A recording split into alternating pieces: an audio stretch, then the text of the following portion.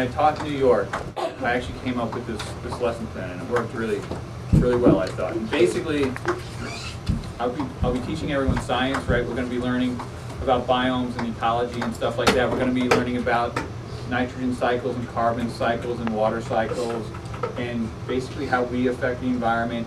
Clear cutting, we're going to be more learning about the political side. We're going to be having debates on whether we should hunt or not. But one of the things that I designed was this guy. This guy is my alter ego. His name is DONORON. We're going to be learning about who DONORON is, okay? But this lesson plan is called Mission Save the Planet. And eventually what we're going to be doing is we're going to be creating comic book characters in a comic book series. And it's all based on science. It's called The Art of Science. Zach, am I reading the first paragraph? DONORON has planned to destroy the planet Earth. DONORON's goal is to totally destroy the environment, making the planet uninhabitable. All right. He will use extinction, pollution, global warming, whatever it takes. Today, you're going to create the superhero that's going to try to stop this person. And everyone's like, well, we don't know what his powers are. How are we going to create a superhero to stop him? Well, you know, when Superman was born, he didn't know what powers he was going to get either. I'll present the first 5 frames of a comic book. And this guy will come in and he'll destroy whatever environment he wants to destroy. And we'll be studying that, either the water cycle or the nitrogen cycle.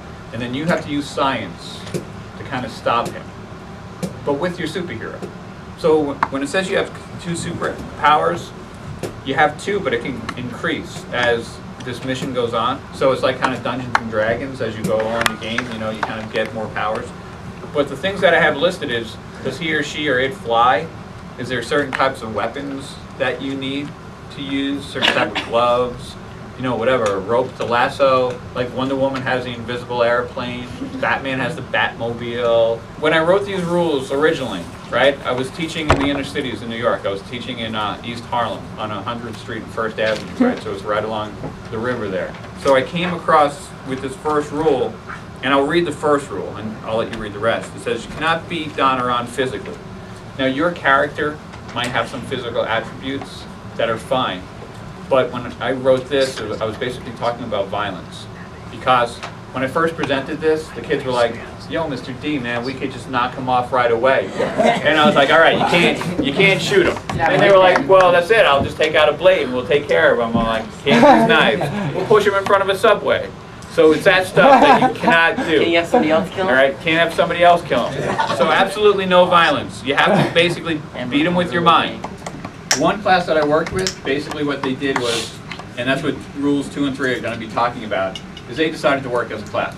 So we read the first 5 frames from what I designed, and then the class actually came up with a storyboard, and then each team kind of created a frame. So they would say, like, you know, we're going to do this in frame 6, and Saul's character would be perfect for it. So then Saul's team would draw it.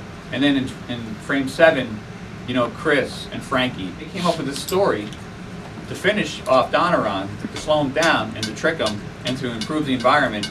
But they came up with a storyboard and then decided which superheroes would work best for each frame. And then what we did, there were these huge frames, and we actually put them outside. When you walk down the hallway, you could read the whole comic book.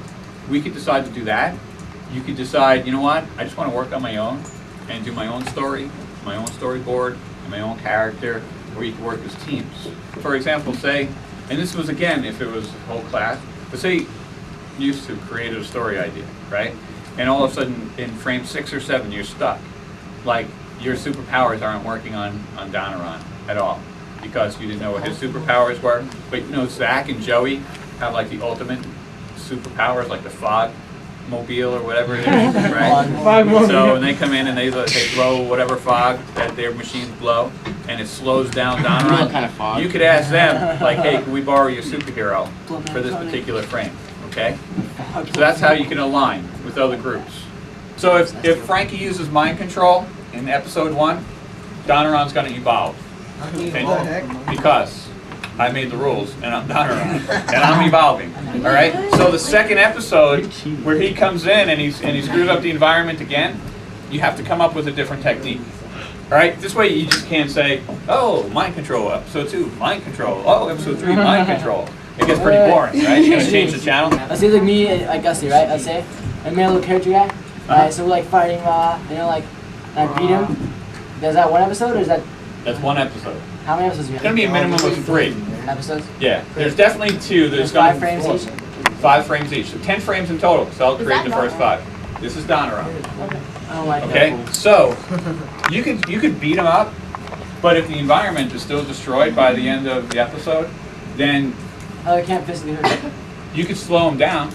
You could use mind control and say, you know, go to Mars, go to Mars, go to Mars, and then he goes to Mars. But then, how do you clean up the environment? How do you clean up? How do you reverse what he screwed up? So that's where the science comes in. So the nitrogen cycle is a cycle in which nitrogen gas becomes usable by biotic things. Nitrogen is broken down by nitrogen-fixing bacteria into nitrates, which is NO3, and the nitrates are used by plants. Animals eat the plants and they produce waste. And the waste and the dead animals and the dead plants are broken down and they become ammonia. And then the ammonia breaks down into the nitrites, and then it goes back to this. And then nitrates can form, like, come back together, I guess, into nitrogen gas. The oxygen cycle is like the carbon cycle requires the process of photosynthesis and respiration. What occurs in this cycle, in the oxygen cycle, is the passage of oxygen through an ecosystem. This cycle requires the process of photosynthesis and respiration. And then there's herbivores, which are like animals that eat the grass and the plants. Grasshoppers. And then there's carnivores who eat the herbivores, like frogs. This is an ecological pyramid. There's producers and there's consumers. On the bottom is a producer. It's grass. It just produces. It doesn't really consume nothing but sunlight and water. And then there's herbivores. It's a type of consumer. And there's grasshoppers and other bugs that eat the grass. Then there's carnivores that eat meat and other organisms like the grasshopper. And there's higher carnivores that eat other carnivores. Donoron is a combination of both my artistic background and my science background.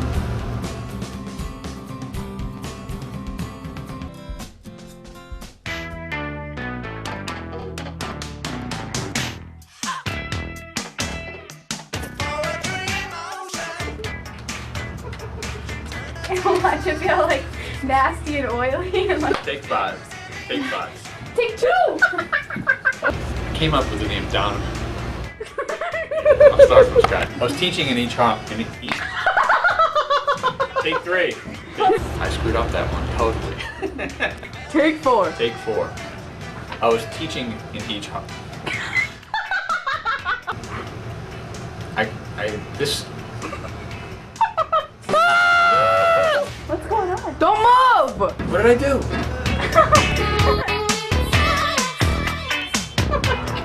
Back up. You're like a turtle.